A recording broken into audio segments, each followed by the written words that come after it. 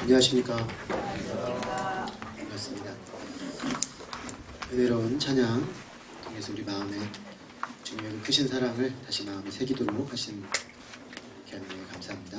우리 그 주님의 사랑을 생각하면서 한번 바라보면서 인사 좀 할까요? 사랑합니다. 축복합니다. 드립니다. 오늘은 요한복음 말씀, 예수님은 어떻게 만나주시는가 라는 제목으로 말씀드리겠습니다. 잠깐 기도하겠습니다. 사랑하는 아버지 하나님, 주님께서 우리를 기억하시고 또 우리를 먼저 찾아와 주시고 손 내밀어 주셔서 우리가 죄와 또 인생의 모든 짐을 지고 고통하며 방황하고 어두울 때 친히 빛이 되시고 생명이 되시고 또 소망이 되어 주셔서 진실로 감사합니다. 하나님, 이 시간 우리 주님 앞에 다시금 나와서 이 주님의 사랑과 은총을 기억하며 하나님 한 분께 감사와 찬송을 올려드릴 수 있는 귀한 특권과 은혜를 주셔서 감사합니다. 아버지 하나님, 당신의 귀한 은혜의 말씀이 다시금 우리의 심령 깊은 곳에 살아 역사하게 하셔서 우리가 주님의 영 안에서 주님을 새롭게 만나게 하시고 하나님께서 오늘 우리에게 들려주시기를 원하시는 그 말씀을 들음으로 우리 영혼이 새롭게 되는 복된 시간 되게 하여 주시옵기를 간절히 기도합니다. 지금 특별히 주께서 우리 한 사람 한 사람을 어떻게 부르시고 만나주시는지 이 시간 심령으로 새롭게 영접하는 복된 시간 되게 하여 주옵시기를 간절히 기도합니다. 예수님 이름으로 기도했습니다. 아멘. 우리 인생은 만남으로 인해서 그 인생이 열리기도 하고 또 닫히기도 합니다. 부모님과의 만남이 많은 경우 우리 인생의 방향을 결정해 주는 경우가 많습니다. 학창시절 만난 좋은 선생님 한 분이 우리 인생을 전혀 다른 방향으로 이끌어가기도 합니다. 좋은 친구나 선배와의 만남은 우리 인생에 두고두고 말할 수 없는 부유함으로 남기도 합니다. 세상에 우리를 좋은 곳으로 인도해가고 새로운 세계의 문을 열어주는 참 좋은 만남이 많이 있지만 그 중에서도 예수님과의 만남이 최고의 만남이라고 할 수 있겠습니다. 왜 그렇습니까? 예수님과의 만남은 하나님께 인도하는 만남이고 우리에게 구원과 영생을 주는 만남이고 참된 인생으로 들어가는 문이 되기 때문입니다. 예수님과 만난 사람들은 BC와 AD가 갈라지는 인생의 새로운 국면이 열리게 되는 것입니다. 한 개인의 삶이 예수님과의 만남을 통해 바뀔 뿐만 아니라 가정과 또 한 사회가 그 예수님과의 만남을 통해 새롭게 되기도 합니다. 이처럼 예수님과의 만남이 참 중요하고 우리에게 꼭 필요한데, 그렇다면 예수님은 우리를 어떻게 만나 주십니까? 이렇게 좋은 예수님과의 만남, 우리의 소중한 이웃에게도 경험하게 하고 싶은데 어떻게 예수님을 만나도록 우리는 도울 수가 있을까요? 오늘 우리는 예수님과 첫 제자들과의 만남을 통해서 이 질문에 대한 답을 찾아보고자 합니다. 첫째로, 예수님은 각 사람을 인격적으로 만나주십니다. 오늘 우리가 읽은 요한복음 1장 35절에서 51절까지의 말씀은 예수님의 12제자 중에서 5명의 제자를 부르시고 만나는 장면을 보여주고 있습니다. 그들은 안드레와 요한, 베드로, 빌립과 나다나엘이라는 제자들이었습니다. 그런데 이 각 사람, 이 예수님의 첫 번째 5 제자의 살아온 모습과 개성과 인격이 다양하듯이 그들이 예수님을 만난 그 모습도 참으로 제각각 다양합니다. 어떤 이는 인생의 심각한 문제를 안고 참된 진리를 찾아 헤매다가 예수님을 만났습니다. 어떤 이는 힘든 세상 살이 가운데 참된 소망을 찾지 못하여 고통하다가 참소망 예수님을 만났습니다.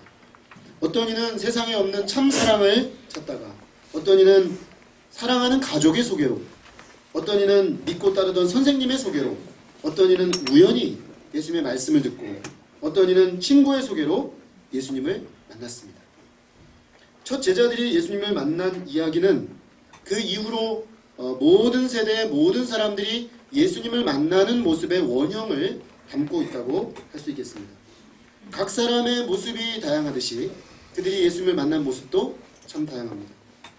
사실 그들이 예수님을 만나기 전에 그 모습을 이렇게 하나하나 살펴보면은 어떤 하나의 모습, 이런 사람들이 예수님을 만난다, 이런 조건을 가지고 있는 사람들이 주로 예수님을 만나더라, 이렇게 표현하기가 어렵습니다. 왜냐하면 한 사람도 하나의 어떤 틀 안에 넣고 규정하기가 어려울 정도로 다양하기 때문에.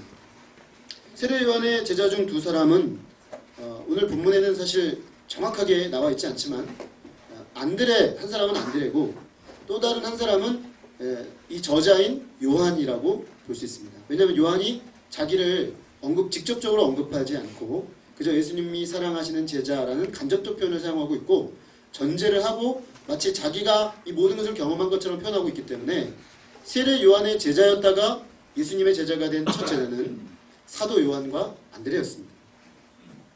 이들은 세례 요한의 제자였다는 것으로 봐서 매우 순수하게 진리를 찾던 사람들이었음을 알 수가 있습니다.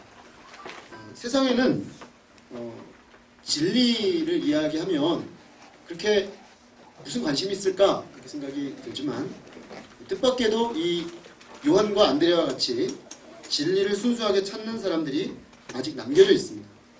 그들도 예수님을 만날 필요가 있습니다. 이들은 사실은 좋은 스승을 만나서 그 스승이 예수님께로 가라, 저분이야말로 너희가 따라야 될 메시아다라고 증거해 주어서 예수님을 만난 그런 케이스입니다. 세례 요한은 그들을 예수님께로 인도하고 뒤로 빠졌습니다. 자, 이런 케이스가 있는가 하면 베드로는 또 어떻습니까? 그는 업으로 매우 평범한 삶을 살던 사람이었습니다. 복음서 전체를 보면은 적어도 3번 베드로가 예수님을 만났다는 것을 알 수가 있습니다. 그는 가정을 이룬 사람이었습니다. 아마도 제자들 중에 거의 유일하게 가정을 이룬 채로 예수님을 만났던 제자였던 것 같습니다. 장모가 그의 집에서 열병을 앓았던 걸로 봐서 장모님을 모시고 살았던, 그 가족 부양의 의무를 지고 살았던 아주 평범한 중년 남성이었을 것이다, 또는 조금 나이가 든 청년 남성이었을 것이다 라고 봅니다. 그 당시 이런 평범한, 그저 갈릴리에 가서 고기를 잡고 그래서 가족들 성실하게 부양하는 이 평범한 생활인으로서의 베드로의 모습을 통해 볼 때, 그가 장차 초대교회를 이끌어간 그 큰 지도자 사도로서의 베드로의 모습은 감히 상상하기조차 어렵습니다. 그런데 하나님께서는 이 베드로를 부르시기 위해서 그의 동생 안드레를 준비시켰습니다. 베드로는 좋은 동생을 두어서 얼떨결에 형 갑시다, 이렇게 해서 예수님을 만난 그런 케이스였습니다. 빌립이라는 인물은 저희가 다음 주에 자세히 살펴보겠지만 뭐 특별한 언급이 별로 없습니다. 얼떨결에 예수님이 나를 따르라 그랬더니 그가 예수님을 따랐다, 그것밖에는 나와 있지 않습니다. 그러니까 그냥 예수님이 주권적으로 나를 따라오는 게 어때? 바로 그의 마음에 그 주님께 대한 감동이 일어나서 예수님을 따른 그런 케이스였습니다. 그의 친구 나다나엘은 다소 묵상적이고 다소 고독하고 한편으로는 순수한 사람이었습니다. 예수님은 그를 친구 빌립을 통해 부르시고 나중에는 직접 찾아가서 그를 직접 부르셨습니다. 우리는 이 예수님께서 이 5사람의 제자들을 만나주시는 이 방식이 사실은 각 사람에게 개별적으로 매우 인격적인 방식으로 만나주셨음을 알 수가 있습니다. 요한과 안드레는 스스로 진리를 찾는 사람들이었기 때문에 그들이 무엇을 찾는지 확인해 주시는 방식으로 만나주셨고, 베드로는 자기 동생, 가족을 소중하게 여기는 사람이었기 때문에 동생을 사용하셔서 예수님을 부르셨습니다. 사실 빌립은 우리가 요한복음에 3번 정도 등장하는데 굉장히 계산적이고 회의적인 인물입니다. 이런 사람들은 이것저것 따지게 하면 결단을 내리기가 좀 어렵죠. 그래서 아주 단도직입적으로 나를 따르라, 그래서 바로 그 자리에서 데리고 가도록 했습니다. 나다나엘은 아무도 자기를 이해해주지 못한다고 생각하며 참된 진리를 순수하게 찾으며 고독 속에 있었던 사람이었는데 예수님은 그의 내면 깊은 곳을 이해해 주시고 아, 내 속에 간사한 것이 없구나 라고 말씀하시면서 그와 깊은 인격적 관계성을 맺으셨습니다. 어느 한 사람도 똑같은 방식으로 만나주지 않으셨습니다.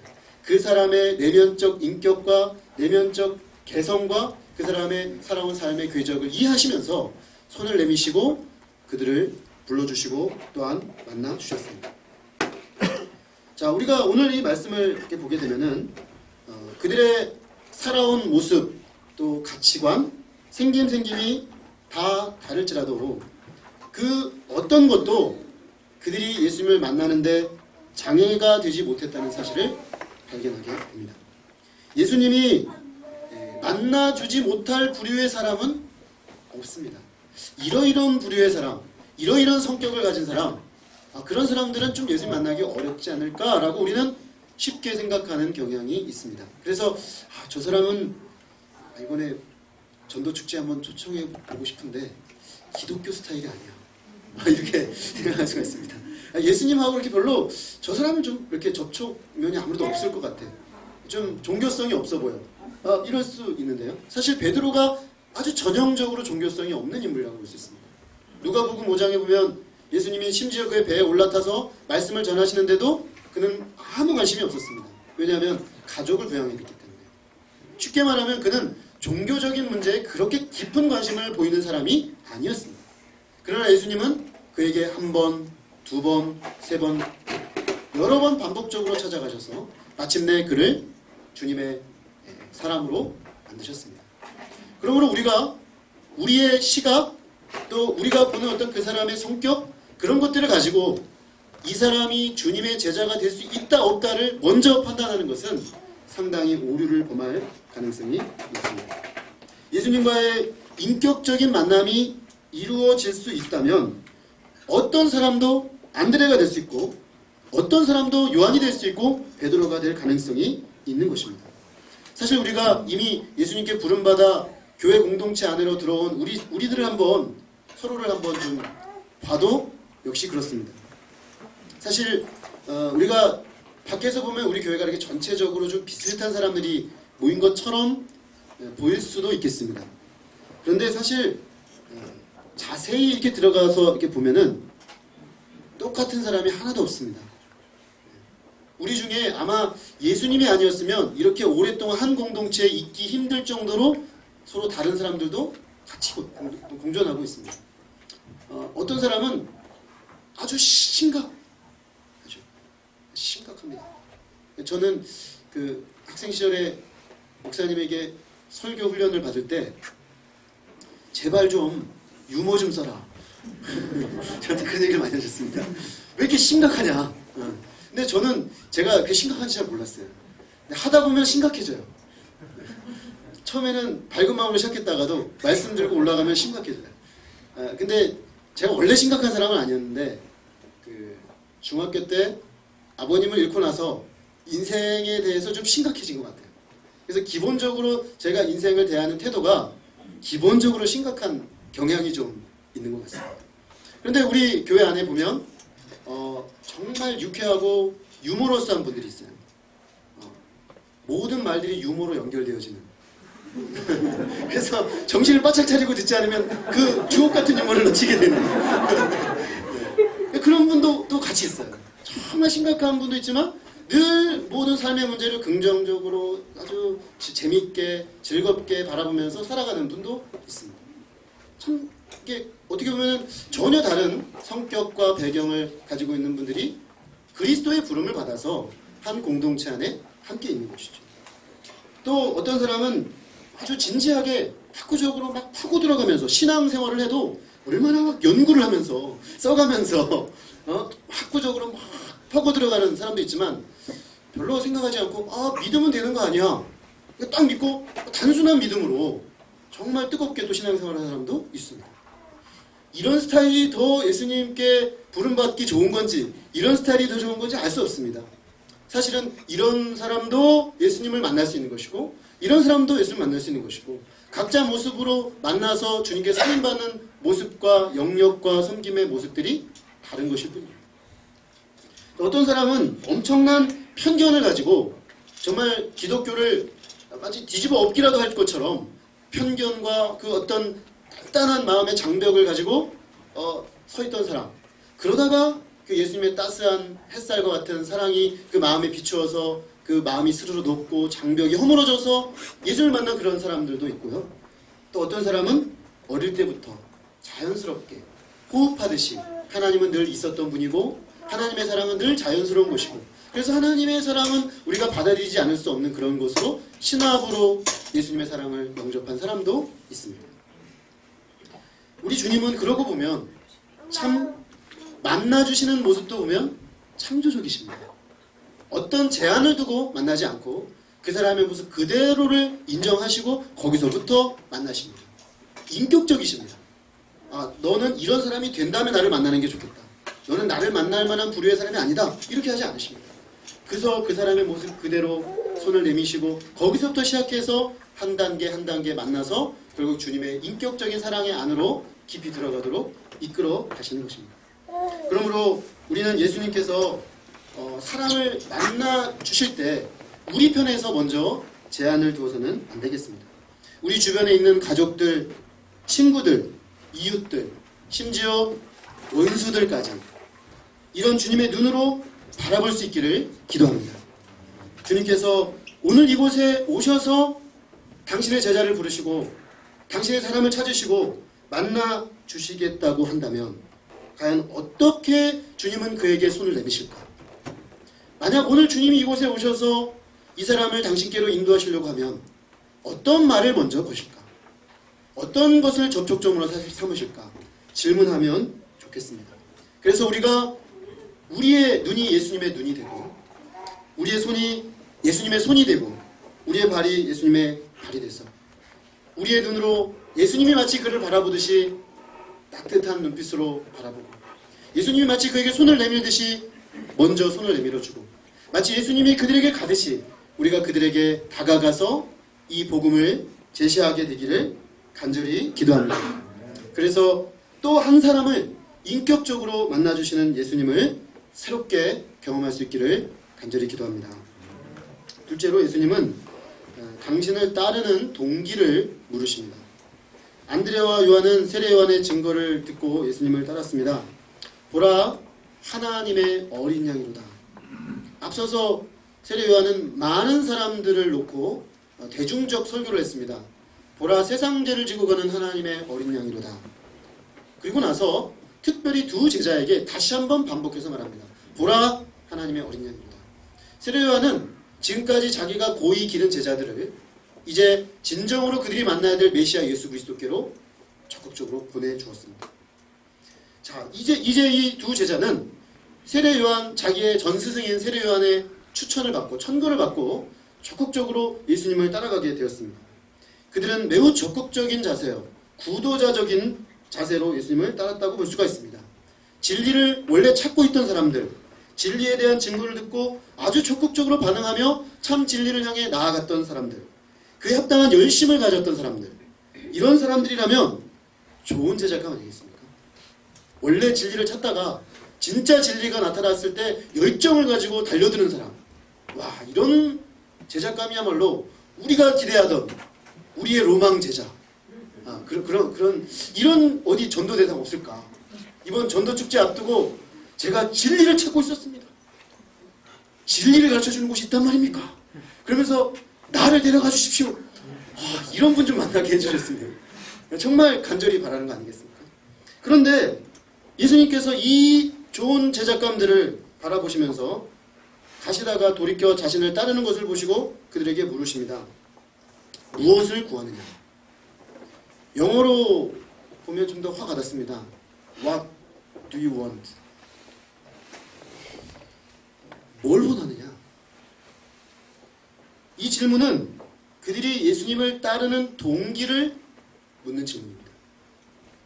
조금 당황스럽습니다. 아직 제자도 하나도 없으신 예수님이십니다. 지금 첫 제자들이거든요. 처음 예수님 따르겠다고 나온 사람들인데 이렇게 다소 썰렁해 보이는 말을 굳이 하셔야 되나? 웰컴 to Jesus world 이러면서 좀 맞아주시면 내가 정말 너와 같은 제자들을 기다렸다. 그러면서 좀 확 품어주실 것 같은데 무엇을 원하지? 너희들 나에게 무엇을 원하게 지금 나를 따라오는 거니? 라고 예수님이 물으셨습니다. 더더군다나 당시 랍비들은 랍비가 제자들을 선발하는 것이 아니고 제자들이 랍비를 선택하는 것이었습니다. 그러므로 많은 제자들이 따르는 랍비는 존경받는 랍비로 많은 사람들에게 인정받는 것을 의미했습니다. 그러므로 지금 예수님의 질문은 그 당시 스승들의 어떤 반응에 비춰봤을 때 아주 이례적인 반응이라고 할 수가 있겠습니다. 예수님은 당시의 관례를 깨고 또 이 적극적으로 예수님을 따라오는 제자들의 그 열정을 마치 무시라도 하시는 것처럼 썰렁한 질문을 하십니다. 무엇을 구하느냐? 이 질문을 통해서 우리는 아주 중요한 진리 하나를 발견하게 됩니다. 즉 예수님은 자신을 따라오기만 하면 무조건 다 제자로 받으시는 것은 아니라는 사실입니다. 왜 따르고자 하는가? 예수님을 따르고자 하는 동기가 무엇인가? 그것이 중요하다고 말씀하십니다.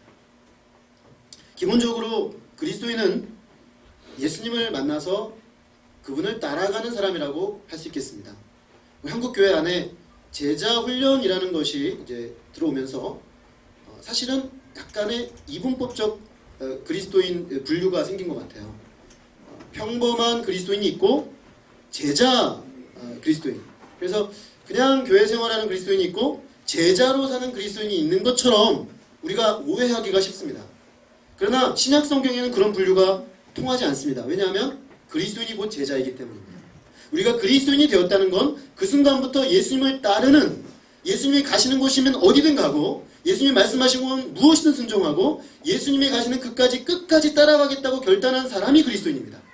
그러므로 그런 이분법은 신약 성경에서 발견되지 않습니다. 자, 그런 점에서 여기서 예수님을 따라가겠다라고 하는 그리스도인들, 제자들에게 있어서 중요한 것은 열심히 예수님을 따라가고 있다라는 그 자체에 있는 것이 아니고 어떤 동기로 예수님을 따르는가 하는 것이 더 중요하다는 것입니다. 이 질문에 대해서 우리는 여러 대답을 할 수 있겠죠. 저는 이런 동기로 따릅니다. 이래서 따릅니다. 이런 동기를 다양하게 말씀할 수가 있겠습니다. 그런데 결국 예수님께서 확인하고 싶으신 최종적인 내용은 예수님이 수단인가 목적인가 하는 것입니다. 예수님을 따라가는 목적이 예수님을 자체를 따라가는, 예수님을 목표로 해서 예수님 자체를 따르는 것이 목적인지 아니면 예수님을 따라가는 것을 통해서 얻어지는 그 무엇이 목적인지 주님은 그것을 묻고 계신 것입니다. 표면적으로 보면 우리가 전도를 하려고 할 때 이런 질문은 절대로 해서는 안 되는 질문 같습니다. 어렵게 교회 나오려고 마음먹은 사람에게 정말 요즘 교회에 오기 쉽지 않지 않습니까? 교회에 대한 편견들도 많고 교회 한번 오려면 사실 교회에 오는 분들의 입장에서는 여러 장벽을 건너서 옵니다. 그런데 그렇게 힘들게 정말 결단을 해서 교회에 왔는데 무엇을 구하세요? 동기가 무엇입니까? 이런 질문을 던져도 되겠습니까? 이건 전도 안 하겠다라는 얘기밖에는 안 되는 것 같습니다. 큰 열심을 가지고 예수님을 따르겠다고 좀 소개해달라고 하는 사람에게 어떤 동기로 예수님을 따르시려고 하시는 거죠? 이런 질문 던지기가 참 쉽지가 않습니다. 그런데 중요한 건 예수님은 당신의 첫 번째 제자들에게 이 질문을 던지셨다는 것입니다. 처음부터 이 질문을 던지셨습니다. 예수님이 그렇게 하셨기 때문에 이게 굉장히 중요하구나 하는 것을 우리는 인정할 필요가 있습니다. 예수님은 그들이 왜 예수님을 따르려고 하는지 그게 궁금했습니다. 왜 그게 궁금하셨을까요? 예수님이 목적이 아닌 수단인 사람들은 아무리 엄청난 열심을 가지고 제자의 삶을 시작했다고 하더라도 결국에는 예수님을 떠날 것이기 때문입니다. 그렇지 않겠습니까? 목적이 이루어지면 더 이상 예수님 필요 없기 때문에 떠나게 되는 것이고 계속해서 목적이 이루어지지 않으면 화가 나서 예수님을 떠날 수도 있습니다. 어찌됐든 예수님이 최종적 목적지가 아닌 사람은 예수님을 따르다가 결국에는 어려워질 것을 아셨기 때문에 처음부터 왜 예수님을 그렇게 따르려고 하는지 한번 점검해 보는 게 좋겠다라고 주님은 말씀해 주시는 것입니다. 사실 이 예수님의 이 질문은 요한복음 6장에 가면 다시 한번 등장합니다. 예수님께서 오병이어로 5,000명을 먹인 기적을 행하셨습니다. 참 비범한 기적이 아니겠습니까? 그런데 그 앞에 보면은 예수님이 자신에게 말씀을 들으러 오니 무리들을 돌려보내려고 하니까 마음이 아프셨습니다. 당시 헤롯 치하에서 그 당시 1세기 기록에 의하면 당시 유대인들 중에 많은 경제적 유민들이 있었다는 것이죠. 그래서 떠돌고 있었습니다. 경제적으로 자기 밥 먹는 문제가 해결이 안 돼서 예수님께 영적 갈급함이 있어서 말씀 들어 나왔지만 정작 그들을 보내면 먹을 것이 없는 사람들이 수천 명이 그 앞에 있었던 것입니다. 예수님은 그들을 먹이기 원하셨습니다. 그래서 제자들을 이야기를 나누시면서 제자들에게 있는 걸 찾아보시면서 오병이어를 통해서 축사하셔서 5,000명을 먹으셨습니다. 자, 여기까지는 괜찮습니다. 예수님이 그들을 순수한 동기로 먹이고자 하는 마음으로 먹였기 때문이죠. 그런데 떡을 먹은 무리들이 예수님께 새로운 것을 발견하게 되었습니다. 아, 예수님이 보니까 경제적 능력이 대단하시구나. 5,000명을 한꺼번에 먹이는 대단한 능력을 가진 분이구나. 그러면서 그들이 요한복음 6장 15절에 보면 임금 삼으려고 했다고 했습니다. 예수님을 왕으로 세우고 이제 그들의 정치, 경제적 문제를 해결하는 메시아로 예수님을 삼고자 했습니다. 그들이 예수님을 따르는 동기가 명확해진 것이죠. 그때 예수님은 산으로 떠나셨습니다. 사실은 도망가신 것입니다. 그들의 요구를 따르지 않기 위해서 산으로 가셔서 기도하고 새벽 일찍 제자들은 배 건너편으로 건너가라 하고 자기는 바다를 건너서 건너편으로 가셨습니다. 그런데 무리들이 밤새도록 예수님이 가신 곳을 수문에 찾다가 거기까지 쫓아왔습니다. 이들의 이 엄청난 열심, 예수님을 따르고자 하는 그 강력한 열심, 그 누구도 막을 수 없는 엄청난 열심이었습니다. 근데 예수님은 이들을 얼마든지 더 먹이실 수 있고 또 그들의 육체적 배고픔에 대한 긍휼의 마음이 있으셨지만 더 이상 그들의 요구를 들어주지 않으셨습니다. 왜냐하면 예수님은 단순히 떡을 만드는 메시아로 이 땅에 오신 것이 아닐 뿐더러 그들의 잘못된 동기의 심각한 문제성을 인식하셨기 때문입니다. 그래서 그들에게 영적인 양식에 대해서 아주 길게 설교를 하십니다. 요한복음에 나오는 예수님의 설교 중에 가장 깁니다. 그리고 가장 어렵습니다. 예수님이 나는 생명의 떡이니 나를 먹으면 너희가 살리라. 그 말씀을 들은 사람들이 말합니다. 이게 무슨 소리야? 사람을 먹으라는 얘기인가? 이 말씀은 어렵도다. 어려운데 길기까지 하도다. 이거 정말 감당할 수 없는 설교를 들은 거죠. 떡 먹으려고 했는데 이거 어렵고 긴 설교를 하니까 사람들이 마음이 다 힘들어져 버렸습니다. 그래서 하나 둘씩 그 자리에서 떠나가기 시작했습니다. 다 떠나가서 마지막에는 12제자만 남게 되었습니다. 예수님이 그들에게 물으십니다. 너희도 가려느냐? 그때 베드로가 유명한 말을 합니다. 주여 영생의 말씀이 주께 있사오니 우리가 누구에게로 가오리까? 베드로는 우리가 예수님 당신 안에 있는 그 말씀의 능력, 생명의 말씀을 듣고 따라온 겁니다. 당신이 저는 우리의 목적이었지 저들처럼 떡이 우리의 목적은 아니었기에 우리는 가지 않습니다. 사실 그들은 처음부터 예수님을 따르는 목적이 예수님 자체였습니다. 거기서 무리들과 제자들이 갈라진 것입니다. 그러므로 예수님은 제자의 길을 따르기를 원하는 그들에게 처음부터 너희는 내가 목적이니 수단이니? 라고 묻고 싶으셨다는 것입니다. 사실 이 예수님은 그들의 동기를 깊이 알아보고자 하는 질문을 딱 던지셨는데 이 질문에 대해서 두 제자가 이렇게 대답을 합니다. 라삐여 어디 계시오니까? 이 질문은 예수님의 주소를 묻는 질문이 아닙니다. 그들은 예수님이 계신 곳에 가서 예수님 당신이 어떤 분이신지, 당신은 어떤 생각을 하시고 무엇을 중요하게 여기시고 어떻게 말씀하시고 어떻게 사시는지 알고 싶습니다. 라는 것입니다.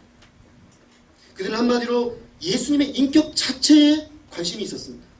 과연 세례 요한이 말한 하나님의 어린 양이 맞는지, 우리 이스라엘이 그토록 오랫동안 기다려왔던 바로 그 메시아가 맞는지, 우리 민족과 우리 가정이 소망을 두고 따를 만한 그분이 맞는지 그들은 그것을 확인하고 싶었습니다. 이렇게 예수님을 아는 것이 목적이다 이렇게 말하자 예수님은 그들에게 이렇게 말씀하십니다. 와서 보라. 와서 직접 그분을 보라는 것입니다. 그분의 말씀을 들어보고 그분의 인격을 경험하고 그분의 삶을 보고 그분의 죽음을 보고 그분의 부활의 현장을 보라는 것입니다. 예수님을 믿고 따른다는 것은 결국 예수님이 어떤 분인지 와서 직접 보고 경험하고 믿고 따르는 것입니다. 우리가 주변 사람들에게 와서 보라! 사실 이게 제일 좋은 전도입니다. 예수님을 보고 싶은가? 로뎀나무 교회 한번 와보라! 여기에는 살아계신 예수님과 만난 사람들이 적어도 몇십 명은 있다. 이것보다 강력한 전도는 없습니다. 예수님 때문에 인생이 완전히 바뀌어지고 예수님 때문에 완전히 다른 선택을 하고 예수님 때문에 완전히 새로운 삶을 살고 있는 사람들을 와서 보라. 이곳에 거하시는 예수 그리스도의 임재를 보라. 예수 그리스도의 살아있는 가르침을 들으라. 그의 인격을 경험하라. 이 전도보다 더 좋은 전도가 어디 있겠습니까? 사실 사람들이 전도하면 제일 먼저 던지는 질문이 하나님이 어디 있어? 있으면 보여줘봐. 그럽니다. 사실 예수님은 그러십니다. 와서 봐라. 와서 여기서 보아라. 라고 말씀하심으로 그들을 초청하셨습니다. 근데 우리가 이렇게 주변 사람들에게 와서 보라. 이렇게 전도하려면 사실은 우리가 먼저 예수님을 와서 보고 믿어야 합니다. 그분의 말씀이 무엇인지 들으면서 예수님은 과연 하나님께서 약속하신 그 메시아, 이 온 인류의 유일한 소망이 맞으시구나. 우리의 죄와 사망 권세에 매여 고통한 우리 인생의 유일한 소망이 맞으시구나. 내 인생의 참된 진리가 맞으시구나. 지금 이 시대, 이 나라, 이 민족의 유일한 소망이 맞으시구나. 하나님의 말씀을 통해서 또 우리가 성령 안에서 그분의 인격을 경험함으로 그분의 십자가에 내가 같이 죽고 그분의 부활과 함께 내가 다시 살아 새로운 생명을 경험하며 날마다 살아있는 하나님의 생명을 경험한 사람만이 와서 보라! 라고 말할 수 있습니다. 그러므로 우리는 먼저 예수님의 말씀을 듣고 그분의 존재와 사역과 삶과 죽음을 경험하고 거절할 수 없는 그분의 존재와 사역을 보고 그분의 삶과 인격을 예수님의 존재 그 자체에 뿌리를 내리는 사람이 먼저 되어야 합니다. 기독교가 무엇이냐고 만약에 묻는다면 기독교는 예수 그리스도입니다. 기독교는 예수님 그 자체입니다. 예수님의 인격, 예수님의 사역, 예수님이 누구신가? 예수님은 우리를 위해 무엇을 하였는가? 그것이 바로 기독교입니다. 그러므로 예수 그리스도가 없는 기독교는 사실상 모순입니다. 가짜입니다. 예수 그리스도가 없는 예배, 그것도 가짜입니다. 예수 그리스도가 없는 신앙생활, 가능할 수 없는데 사실 그것이 가능하다면 그건 가짜입니다.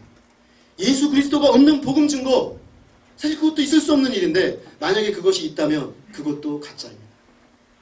어떻게 그런 일이 가능할까 싶지만 예수님을 따르는 동기가 왜곡되면 예수님 없는 기독교, 예수님 없는 예배, 예수님 없는 신앙생활, 예수님 없는 전도가 나타나게 됩니다. 우리가 진짜 예수님을 만나고 이 진짜 예수님을 와서 보라고 당당하게 초청할 수 있기를 기도합니다. 오늘날 우리는 복음을 전하기 매우 어려운 환경에 살고 있습니다. 그래서 솔직히 저도 목회자의 입장에서 새로운 분 한 분이 오시면 너무너무 귀합니다. 설교할 때 이미 다 파악이 됩니다. 오늘 몇 분 새로 오셨구나. 왜냐하면 한 분이 너무 귀하거든요. 복음에 새롭게 정말 말씀과 예수 그리스도 복음 자체에 반응하여 새롭게 거듭나는 사람을 발견하기가 어렵습니다.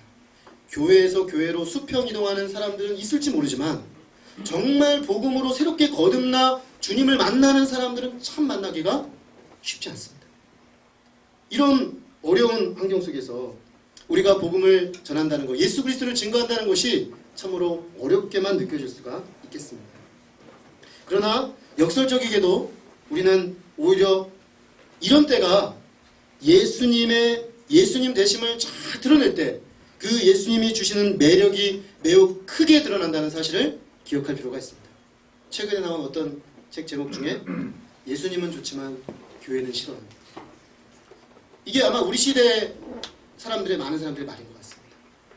그 얘기를 근데 뒤집어 놓고 보면 예수님의 모습을 진정으로 보여줄 수 있는 교회가 있다면 그런 교회에 가겠다는 것이죠. 그런 소망을 피력하고 있는 것이죠. 우리가 정말 그런 사람들 찾아서 예수님께 인도할 수 있기를 바랍니다.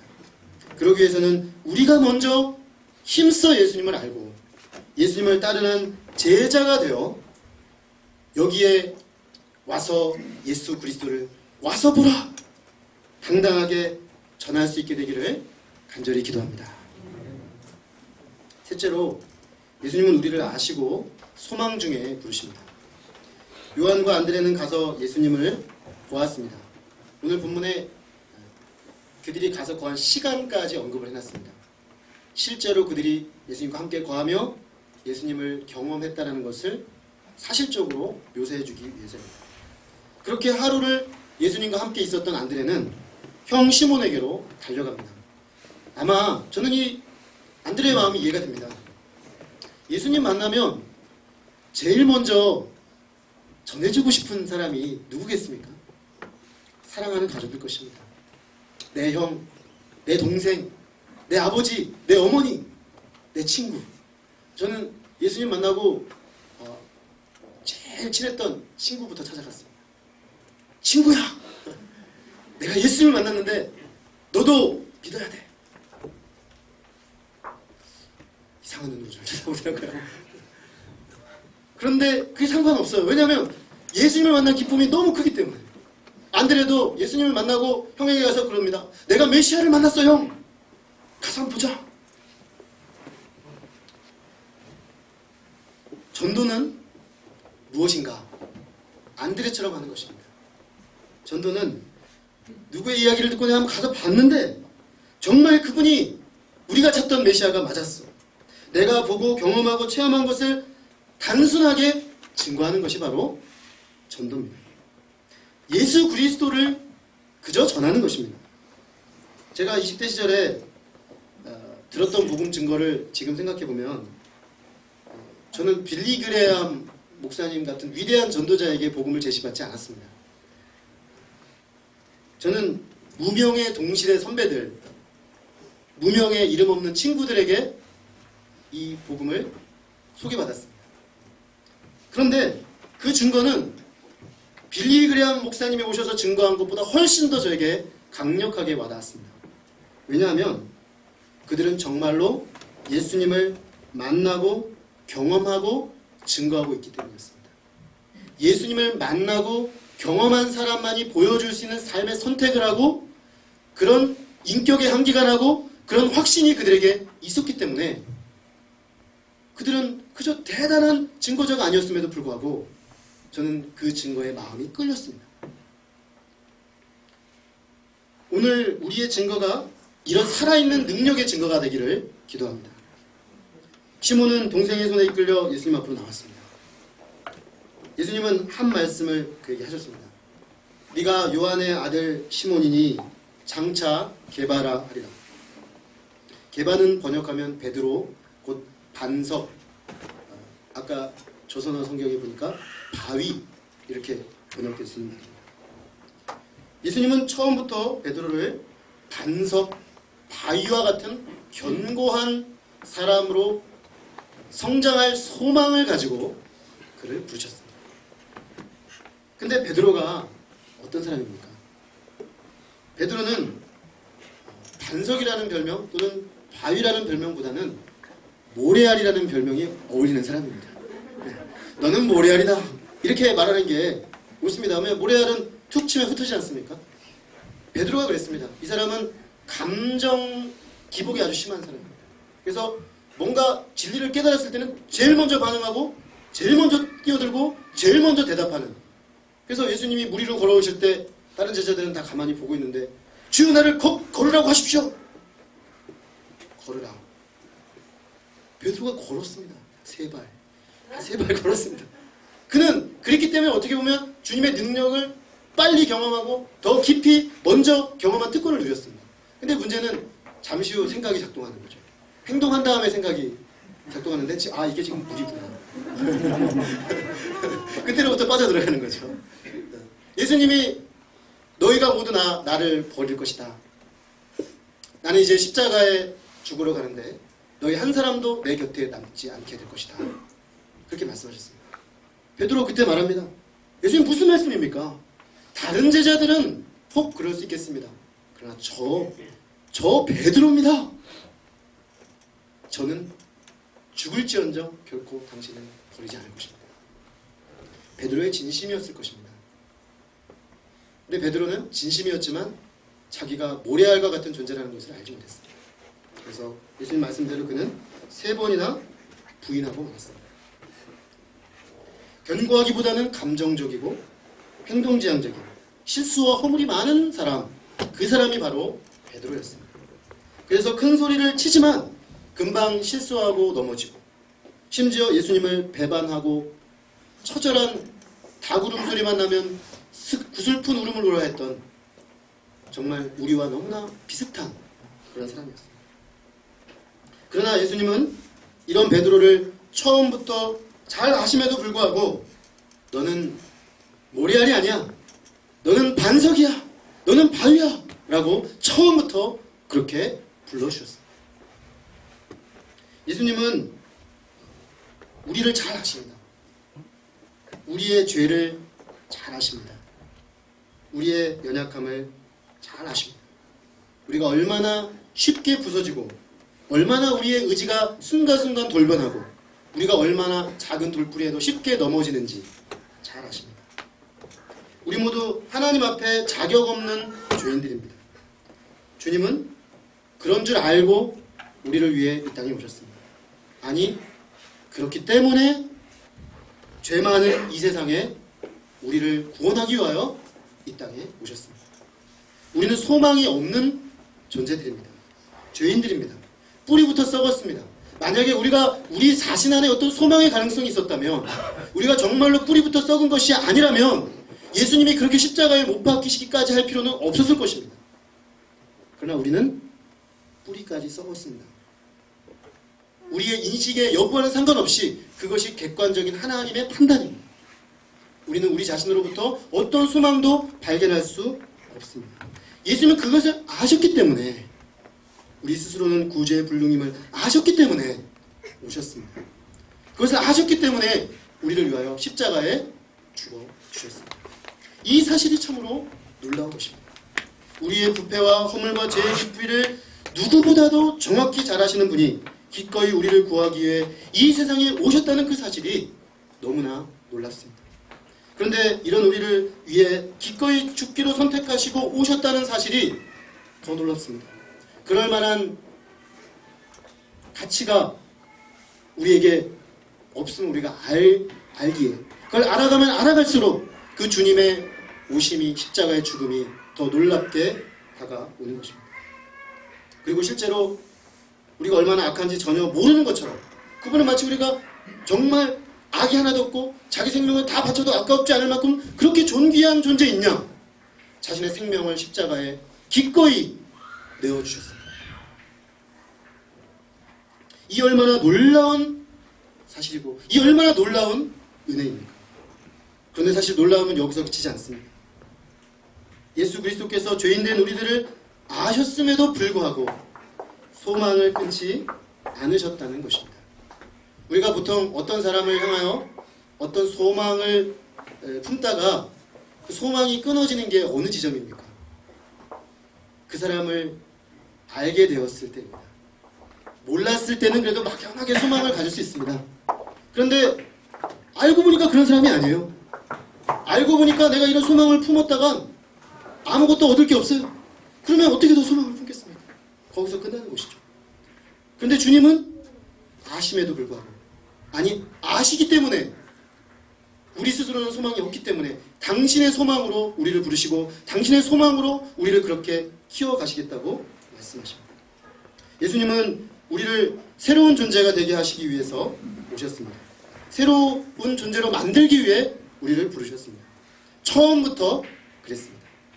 그분은 참으로 우리를 사랑하시기 때문에 우리의 있는 모습 그대로 받으십니다. 그러므로 우리가 예수님 앞에 나갈 때 조금 더 괜찮은 사람이 되기 위하여, 조금 더 나은 사람이 되기 위하여 애쓰고 노력할 필요가 없습니다. 왜냐하면 우리는 우리가 알지 못하는 우리의 약점과 연약함과 죄까지도 다 아시고 그분은 처음부터 우리를 있는 그대로 받으셨기 때문입니다. 그러므로 그분께 나아갈 때 우리가 특별히 어떤 대단한 존재가 되려고 애쓸 필요가 없습니다. 있는 그대로 나오면 됩니다. 그러나 동시에 참으로 예수님은 우리를 사랑하시기 때문에 있는 그대로 나온 우리를 그대로 받으신 이후에는 우리를 그대로 두지 않으시고 하나님 안에 새로운 존재, 모래알과 같은 베드로가 반석과 같은 존재가 되기까지 결코 포기치 아니하시고 그를 변화시켜 가시는 일에 자신의 모든 힘을 총동원하여 일하십니다. 사랑하시기 때문에 있는 그대로 받으시고 또한 사랑하시기 때문에 우리를 있는 그대로 내버려 두지 않으시는 분이십니다. 마침내 그 변화의 모습이 우리에게 나타나서 이 세상의 소망의 증거로 베드로처럼 우뚝 서게 될 때까지 결코 포기지 않고 오랫동안 끈질기게 빚으십니다. 베드로가 그 증인이고 오늘 우리가 또한 그 증인입니다. 저는 저 자신을 이렇게 가만히 볼 때 오늘까지 제가 주님 안에 있다는 것 자체가 참으로 놀라운 일이고요. 더더군다나 하나님께 이렇게 말씀을 섬기는 자로 쓰임받고 있다는 사실에 더더욱 놀랍니다. 왜냐하면 제가 20년 전에 처음 예수님과의 동행을 시작한 그때보다 지금 인식하는 제가 훨씬 더 형편없게 느껴지기 때문입니다. 그때는 참 자기를 몰랐습니다. 근데 지금도 완전히 알진 못하지만 그때보다 훨씬 많이 합니다. 근데 주님이 저를 지금 제가 알듯이 저를 알았다면 저는 결코 저와 함께 어떤 새로운 소망의 역사를 시작하려고 하지 않았을 것 같습니다. 별로 소망이 잘 보이지 않기 때문이죠. 그래서 참 절망하고 낙심하고 힘이 들 때가 많지만 다시금 나를 일으키는 힘은 베드로를 처음부터 반석이라 말씀하시고 부르셨던 그 주님의 그 소망이 오늘 나에게 있음을 알기 때문입니다. 이 예수님께 나와 이 예수님을 만난 사람은 그런 점에서 참으로 복된 사람입니다. 우리가 바로 이처럼 예수님을 만난 사람이라면 얼마나 복된 인생입니까? 이제 우리가 이 예수님을 그 마음을 품고 소망 없어 보이는 사람은 있을지언정 예수님 안에서 결코 소망 없는 사람이 없다는 사실을 기억하고 사람들에게로 갈 수 있기를 기도합니다. 주님이 우리에게 당신에게 인도하라고 보내신 베드로를 찾아서 안드레를 찾아서 또 다른 요한을 찾아서 가기를 원하십니다. 그래서 그들에게도 이 아름답고 놀라운 예수님의 초청의 음성을 거저 손 내밀고 오라고 초청하시는, 와서 보라고 초청하시는 예수님의 초청의 음성을 들려줄 수 있기를 기도합니다. 그래서 그들에게도 우리가 만난 이 좋은 예수님을 만날 기회를 제공하는 기쁨으로 충만한 우리 모두가 될 수 있기를 간절히 기도합니다. 네. 기도하겠습니다. 사랑하는 아버지 하나님, 주님께서 첫 제자들을 부르시는 장면을 보면서 주님이 사람들을 어떻게 만나주시는지 배우게 하셔서 감사합니다. 주님이 만나주신 사람들 어떤 한 사람도 일률적으로 회귀라 하여 이런 사람들이 예수님을 만나는 사람들이라고 규정하여 틀 속에 넣을 수 있는 사람은 없음을 깨닫습니다. 각 사람의 살아온 삶의 궤적 그대로, 각 사람의 개성 그대로, 그 사람이 주님께 접근해오는 방식과 그 선자리 그대로 주님께서는 받으시고 인격적이고 창조적으로 각 사람 한 사람을 인격적으로 만나주시는 것을 봅니다. 하나님 아버지, 우리도 그랬습니다. 주님께서 우리를 만나주실 때도 그렇게 인격적으로 창조적으로 우리에게 손을 내미셨고 우리에게 다가오셨고 우리에게 적합한 사람들을 보내셨고 우리의 삶의 길을 인도해서 마침내 당신 앞에 서도록 하셨습니다. 하나님, 우리가 이 주님을 기억하면서 우리도 이 주님의 마음을 가지고 우리로 하여금 당신께로 인도하기 원하는 사람들에게로 나아가기를 원합니다. 우리가 먼저 판단하고 먼저 재단하고 이 사람은 되고 이 사람은 되지 않는다는 판단하지 않게 하시고 이런 부류의 사람은 하나님께 적절하고 이런 부류의 사람은 적절하지 않다는 우리의 편견이 무너지게 하여 주셔서 하나님, 그 사람을 향한 그 주님의 인격적인 사랑을 가슴에 품고 우리가 주님의 눈이 되고 주님의 손이 되고 주님의 발이 되어서 그들에게로 나아가게 하여 주옵시기를 간절히 기도합니다. 하나님 아버지, 우리는 그저 예수님을 열심히 열정적으로 따르기만 하면 다 된 것이 아닌가 생각할 때가 참 많았습니다. 그러나 예수님은 첫 제자들에게 그토록 열심을 가진 진리의 구도자들에게 너희가 나에게서 구하는 것이 무엇이냐? 너희가 나를 따르는 동기가 무엇이냐? 너희에게 나는 목적이냐 수단이냐? 물으시는 그 음성을 듣습니다. 주님, 우리가 이 음성을 먼저 저희의 심령에 깊이 묻습니다. 나는 오늘 예수님을 왜 따르려고 하는지, 나는 오늘 왜 예수님을 쫓아가는지, 주님, 이 질문 앞에 서서 주님, 제자들이 대답했듯이 주님, 제가 원하는 것은 예수님 당신입니다. 주님, 제가 원하는 것은 당신을 더 알기 원하는 것입니다. 주님, 제가 원하는 것은 당신의 인격을 더 깊이 맛보아 하는 것입니다. 주님, 저는 당신에게 목마릅니다. 주님, 저는 예수 그리스도의 그 깊은 세계로 더 나아가기를 원합니다. 당신의 말씀, 영생의 말씀이 여기 있사오매 제가 어디로 가겠습니까? 제자들의 고백이 주여 우리들의 고백이 되게 하여 주셨소. 우리가 맛본 예수 그리스도, 우리가 맛본 예수 그리스도의 말씀, 우리가 맛본 예수 그리스도 십자가 피 묻은 복음의 능력과 부활의 그 놀라운 위로를 수많은 복음을 알지 못하여 죽어가고 있는 많은 우리의 이웃들, 사랑하는 우리의 친구들, 사랑하는 우리의 가족들에게 가서 와서 보라 증거할 수 있는 주 우리가 되게 하여 주옵시기를 간절히 기도합니다. 지금 특별히 우리가 그들에게 나아갈 때 주님께서 베드로를 바라보시며 처음부터 소망 두고 부르셨던 그 주님의 소망의 마음과 눈을 허락하여 주시옵소서. 지금 우리의 사랑은, 지금 우리의 소망은, 지금 우리의 기대는 얼마나 쉽게 사람들이 가진 인격과 보여주는 반응과 태도로 끝이 날 때가 많습니까? 우리의 사랑은 한계가 너무나 많고 우리의 사람들을 향한 그 인내는 쉽사리 끝이 나버립니다. 주님, 그러나 베드로가 어떤 사람인지를 너무나 적나라하게 속속들이 아셨던 우리 예수님께서는 처음부터 그에게 반석이 될 것이라고 말씀하셨습니다. 그를 몰랐기 때문이 아니라 그를 알았기 때문에 그에게 예수님이 필요하고 예수님이 그에게 임하실 때 그는 진정으로 반석이 될 것을 비전 가운데 보셨기 때문에 반석이라고 부르셨습니다.